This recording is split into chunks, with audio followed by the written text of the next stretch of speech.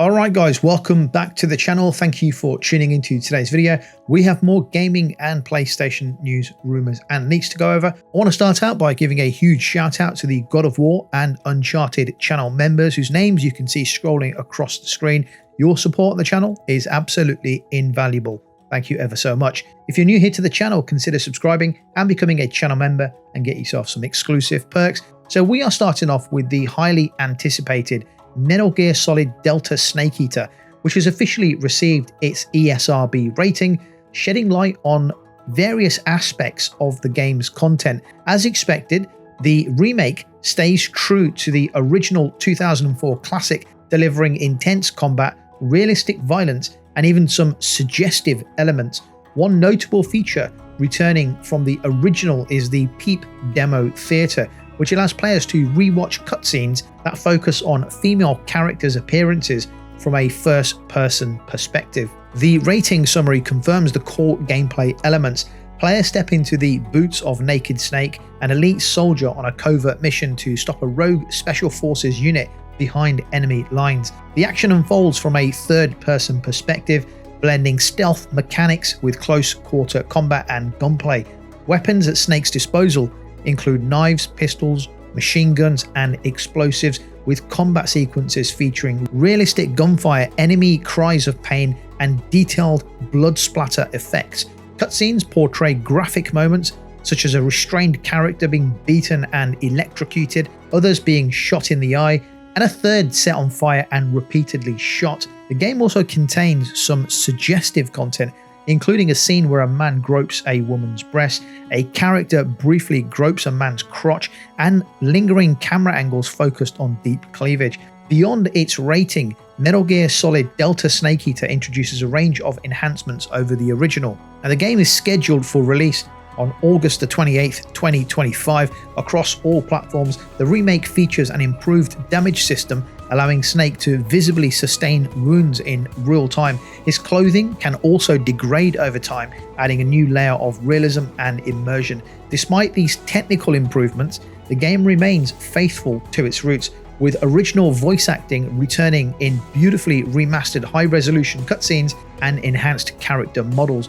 Players will also have the option to switch between a modern and classic control scheme, catering to both longtime fans and newcomers. The story remains set during the Cold War era of the 1960s, following Snake as he infiltrates a Russian facility to rescue a nuclear scientist, a mission filled with intrigue, deception, and high-stakes espionage. Not long to go now before we get to experience this classic game on the new systems. Cannot wait. Remember to smash that like button, guys, and let's move on. Sony has long been known for pushing the boundaries of graphical fidelity, with each console generation raising the bar for visual quality. However, according to former PlayStation executive Shuhei Yoshida, the company may need to rethink its priorities moving forward.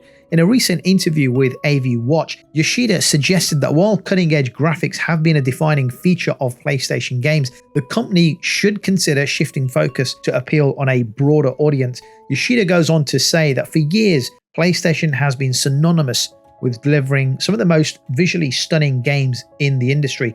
However, as development costs continue to rise, we may need to re-evaluate our approach. High-quality visuals will always be important, but it's just as crucial to explore unique gameplay mechanics and new creative ideas. This perspective is especially relevant in an era where even smaller, less graphically intense games can captivate audiences. Astrobot, for example, proved that an engaging, well-designed game doesn't need photorealistic graphics to impress players. And while Sony will undoubtedly continue to release big-budget blockbusters, there's a possibility that the company will invest more in gameplay innovation rather than relying solely on pushing the limits of graphics technology. Yoshida also reflected on the Japanese gaming industry and the struggles during the PS3 era, when many developers chased Western gaming trends rather than staying true to their unique creative strengths. The arrival of games like Nier Automata marked a turning point, helping to revitalize the industry and proving that distinctively Japanese design philosophy still had a place in the modern gaming landscape.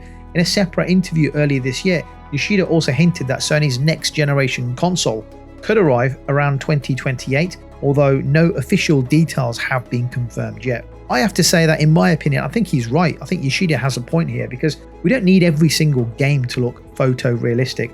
I mean, I understand we're going to get games that deliver a benchmark, right? Like games made by Naughty Dog, Santa Monica Studios, Sucker Punch, and Insomniac, some of the biggest studios in the world. They are going to deliver some incredible games, and they are probably going to be photorealistic. But there's no reason why we can't get smaller experiences that take 3 years or so to make. The likes of Astrobot from Team ESRB should be used as a benchmark for the blueprint for how to make smaller games. It's not photorealistic, but it's a hell of a game. Great fun, has lots of replayability, and of course, it was Game of the Year. So there's definitely viability in making games the way Team ESRB approached the Astrobot project. I think PlayStation has been doing this with games like Astrobot and Ratchet & Clank, but most definitely they can do a lot more because that's not enough games at that level.